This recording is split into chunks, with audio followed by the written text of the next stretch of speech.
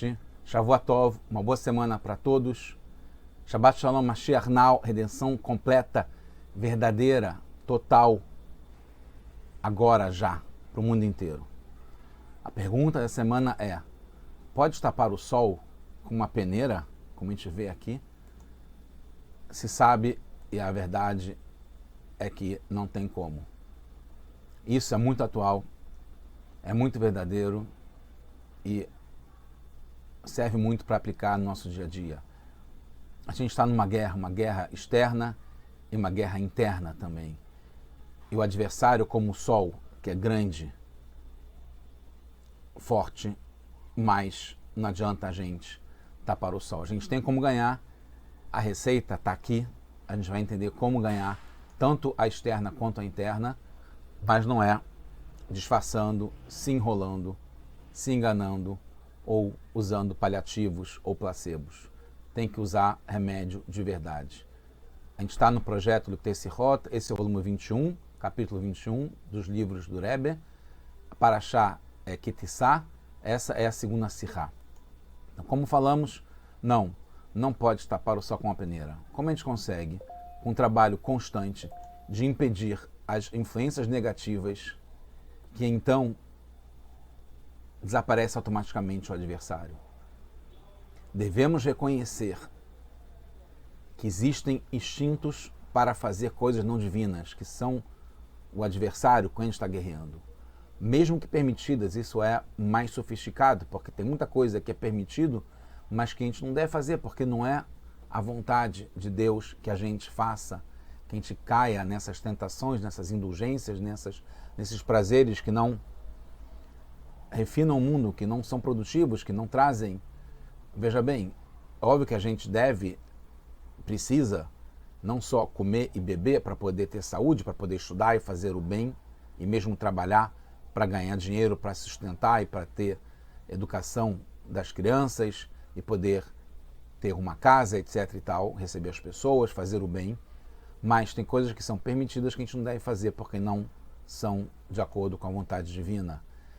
Então a gente precisa tapar direito, com blackout, como se usava antigamente, papel pardo, para não deixar entrar o sol, e principalmente de um modo blindado para que não entre coisas negativas dentro da gente, dentro do mundo, dentro das nossas vidas. O Benoni do Tânia, que é aquela pessoa que nunca erra, é o Hassid, que é a pessoa que é devota, que faz sempre além da conta, querendo melhorar a si mesmo e ao mundo, é a guerra interna e a guerra externa. Como é que ele faz? Ele sabe que tem mal no mundo, ele sabe que tem coisas ruins, ele sabe que tem adversário, que tem instinto para fazer coisas erradas, mas ele não cai nessa.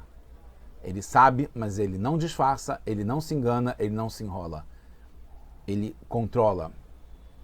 E a gente vai ver como é que a gente faz isso na prática com essa parashá. Então, a gente tem que ter essa determinação e a gente vai conseguir vencer. Assim ganhamos a guerra externa e interna. Conquistando territórios faz parte da guerra, conquistar territórios. É o que a gente está fazendo e é o que a gente deve continuar fazendo. Está baseado no Rashi, nessa parashá, a gente está no livro de Shemot,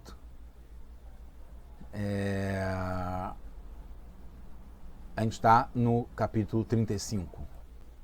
Na verdade, o capítulo 35 não é nessa parashá e depois, mas tem o fundamental que está ligado com essa Sichá do Rebbe, que ele fala que o Rashi não repete, tem uma lei, uma regra, como está explicado aqui, que o Rashi, quando chega em Vayakel, que vai explicar de novo sobre as doações para a construção do Mishkan, o Rashi fala que var perashti nidvat Mishkan, eu já expliquei em outras parashiot sobre as doações para a construção do Mishkan, o Melartó e as tarefas, atividades para construir o Mishkan, Bemakom Sivatan, quando foram ordenadas, que está ligada a Parashá de Terumá, Tessavê, um pouco em Kitissá, nossa Parashá também. Depois, quando tem vai aquele Pekudei, Rashi não explica de novo. A não ser se, no segundo lugar, tem algo adicional para explicar, ou tem muita diferença entre a primeira explicação, quando ele explicou antes, ou se estão em livros separados, um está em Bereshit, outro está em Shemot, e aí, de algum modo, pode ter se esquecido, ou pode não estar mais tão vivo, viva a lembrança, a memória do que foi falado. Então aí o Urashi repete, mas mesmo assim é de modo curto. Pois imagina-se que o estudante, aquele que está lendo a Torá e os comentários, lembre do comentário anterior. Então, certamente, na mesma paraxá, pouco tempo antes o Urashi ter explicado alguma coisa sobre um verso, não tem sentido ele repetir. E é o que acontece na paraxá, isso que desperta a curiosidade do Rebbe, e a gente vai entender esse ponto de que a gente ganha a guerra não tapando o sol com a peneira. A gente ataca o que deve ser atacado e depois automaticamente o adversário desaparece. Isso vale tanto para a guerra externa quanto para a guerra interna. Então, agora sim, nessa paraxá agora, Urashi primeiro explica, Veshilar telefanecha malach, eu vou mandar na tua frente um anjo, Vegrashti etaknani, e eu vou expulsar os povos, Knanitas, Emori, Hiti, Perizi, Arrivi e Yevusi. Então, na Torá são enumerados 6 povos. Urashi explica, agora a gente está no capítulo 33, né? Eu tinha falado antes do 35, que aí vai aquilo aqui depois. Urashi grifa a palavra Vigrasheta Knani, eu vou expulsar o Knanita, etc. Urashi fala, são 6 povos que estão descritos aqui, que estão na terra de Israel nesse momento, e que quando Moshe ou Yoshua, que vai ser realmente quem vai entrar em Israel junto com o povo que vai expulsar todos os povos, vai expulsar só esses 6. Porque o Girgashi, que seria o 7º povo, como a gente sabe que eram 7 povos que habitavam a terra de Israel, o Girgashi, ele por si só, ele se levantou e se pirulitou, como se diz. Escapuliu, foi embora. Se escafedeu, como se diz. E saiu da frente. Por si só. Ele sozinho resolveu isso, como está no Talmud Yerushalmi. Depois tem num outro capítulo Lamedalet, ou versículo Lamedalet, que fala Shma lecha et asher anochim mesavecha hayom, guarde isso que eu estou te ordenando hoje, que eu expulso da sua frente o Emori, Nani, etc. E de novo não fala no Girgashi, 6 povos só. A Urashi explica, da mesma explicação, Etamori, etc. São 6 povos aqui, estão aqui, 6 povos, porque o Girgashi se levantou e se escafedeu, saiu da frente por si só. Então, a pergunta, como eu falei, que não quer se calar, porque Urashi repete o mesmo comentário, né? Usa a mesma palavra. O Girgashi se levantou e fugiu por si só, espontaneamente, voluntariamente. Poderia se explicar que na segunda vez Hashem foi ele mesmo e não um anjo que expulsou. Então por isso que tem que explicar que mesmo quando é Hashem, o Girgashi foi embora por si mesmo, e mesmo assim precisou fazer guerra com os 6 povos, porque entende-se na primeira parte que foi um anjo, como está escrito, que fez, que ajudou a guerrear, e aí, mesmo assim, precisava a gente expulsar os 6 que ficaram, porque os anjos não foram suficientes para expulsar os 6, só o Girgashi, que é o 7º, que saiu por si só. E aqui, mesmo Hashem indo na frente, que é nesse segundo verso, mesmo assim a gente também teve que guerrear, e o Girgashi fugiu por si só. Mas isso não é suficiente. Porque, primeiro, não explica porque os outros povos não fugiram por conta própria, só o Girgashi. Se foi Hashem que apareceu na segunda vez, a Urashi tem que explicar de novo que o Girgashi foi sozinho e os outros não foram. Mas o Urashi não explica por que os outros não foram também, só o Girgashi. Porque se Hashem que apareceu, mesmo assim teve que lutar contra os 6, por que só o Girgashi que fugiu, não foram os outros? Segundo, não fala porque mesmo assim o povo judeu teria que guerrear com os 6 povos teimosos, que eles continuaram lá mesmo Hashem aparecendo. Terceiro, não fala nada de guerra e a exceção, que nesse caso foi Hashem, que é muito mais poderoso que o anjo, e mesmo assim só o Girgashi se mandou. Então a explicação não é suficiente, a pergunta continua no ar, porque Urashi se repete aqui. E por que outra coisa? Rashi não explica isso antes, porque já apareceu a história que 6 povos seriam expulsos, quando ainda em Shemot, num outro livro, Shemot, no capítulo 3,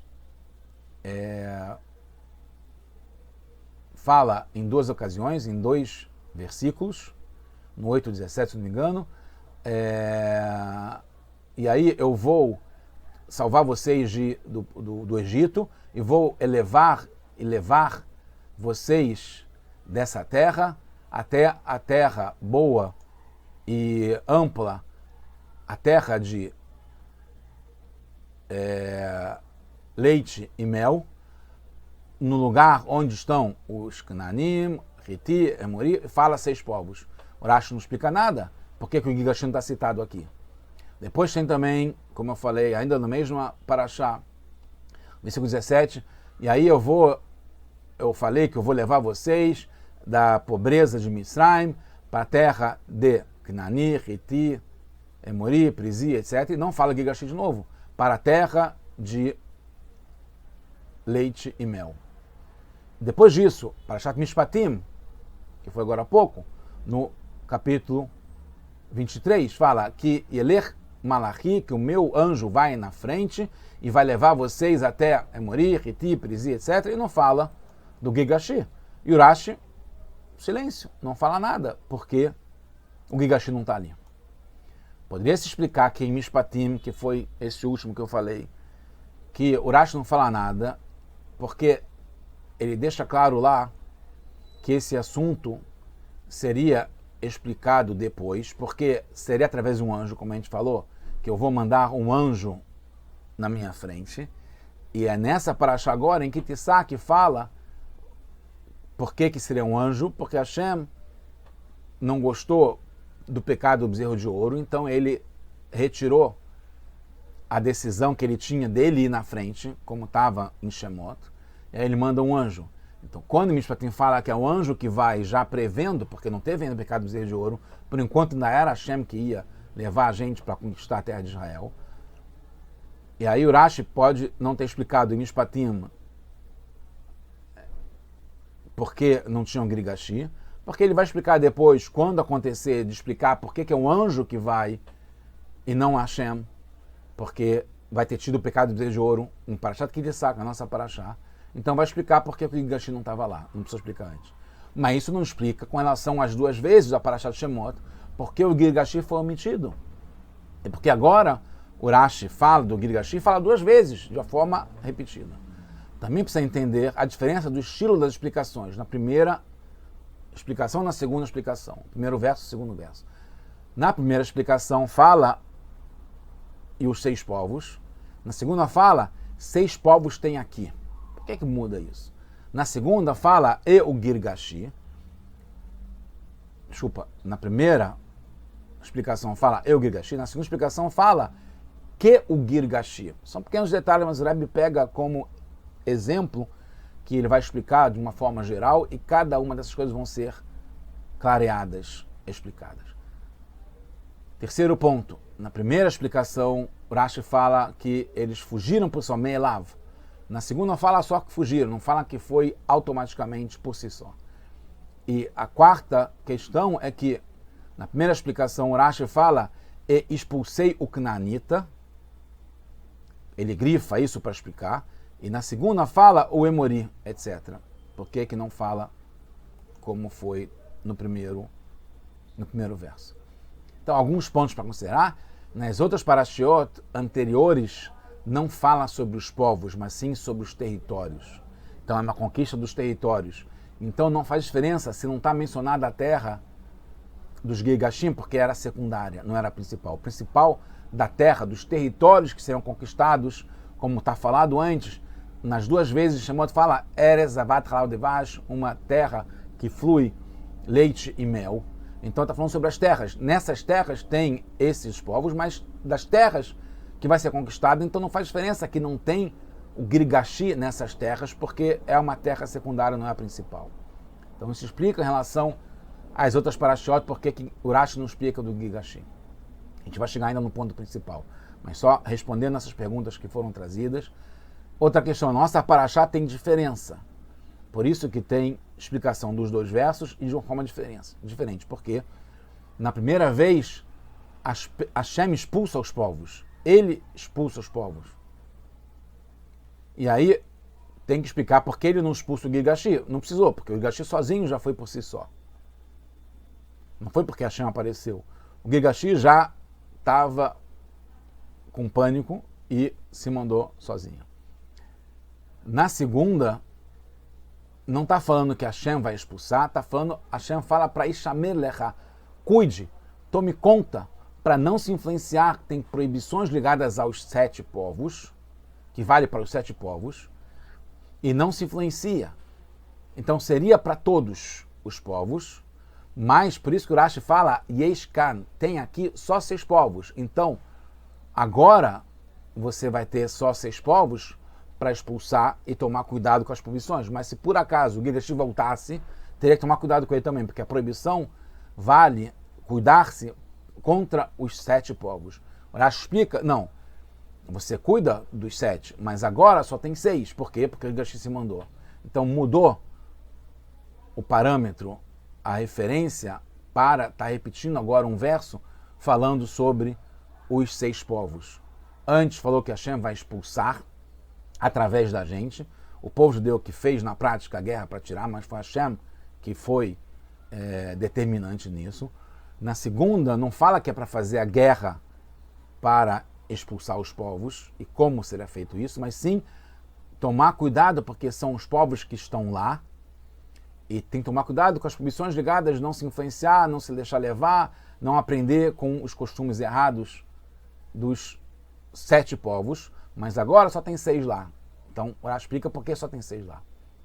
Então, não faz diferença como o Girgashi sumiu, por isso que não fala que Me'elav, não precisa falar Me'elav, mas sim que ele está incluído nas proibições. Como a gente sabe, chegando no final, que esse é o rap, essa é a parte mais importante para entender, que os 7 povos estão ligados com as 7 qualidades negativas, diferentes das qualidades sagradas. Então, as qualidades negativas emocionais, geralmente, são bondade, severidade, compaixão e assim por diante, até chegar na identidade, na soberania de cada um. Tem isso no mundo inteiro, como Hashem criou, e tem isso dentro de cada um. A guerra externa é contra as qualidades negativas que tem no mundo. A guerra interna, contra a qualidade negativa que pode ter dentro de cada pessoa. O Canaanita é ligado com a bondade da impureza, que é um povo adversário, e ele tem o resto da bondade, que é uma qualidade emocional divina, mas ele tem do lado da impureza, do contrário, da casca. Então, um exemplo de que pode ser bondade da impureza é a pessoa viciada, por exemplo, tomar muito ou usar muito de alguma coisa que é proibido. Então, o muito parece que ele está fazendo uma bondade, saciando os seus desejos, tentações, etc., mas uma bondade da impureza, uma coisa que é contrária, não é o que Hashem quer. Isso é uma coisa proibida, mas também de coisas permitidas, a pessoa comer muito, uma coisa kasher, inclusive, mas é uma bondade, você está comendo muito, abundância, etc., mas que não faz bem para a saúde. Então, também é uma coisa indesejada, uma bondade da impureza. O Riti está ligado com a conquista do povo, que está ligado com a severidade da impureza, e assim por diante.